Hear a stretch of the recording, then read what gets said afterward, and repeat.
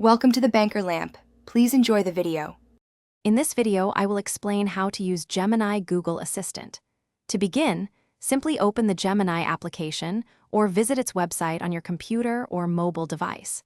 You can start a new conversation by typing your question or command into the chat interface.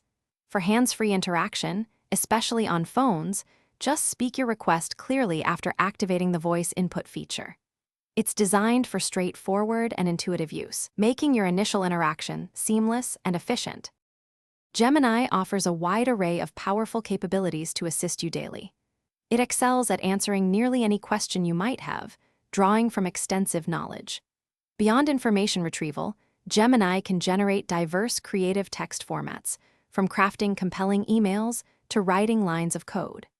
It also efficiently summarizes long texts, distilling them into essential points, and can help you brainstorm innovative ideas for any task or project. To get the most out of Gemini, focus on crafting effective prompts. Always be specific and clear about what you need, providing sufficient context to avoid ambiguity.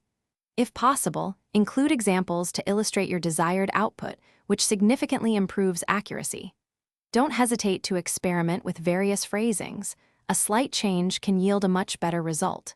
For intricate tasks, break them into smaller, sequential steps for Gemini to process efficiently.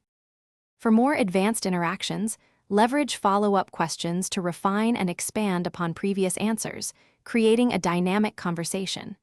You can also ask Gemini to adopt specific personas, like a travel agent or a coding expert, to tailor its responses. Explore its integration with other Google services, such as Maps or Workspace, for a more unified experience. Remember to provide feedback. Your input is invaluable for continuously enhancing Gemini's capabilities and accuracy. Thanks for watching. If this was helpful, leave a like and consider subscribing. See you next time.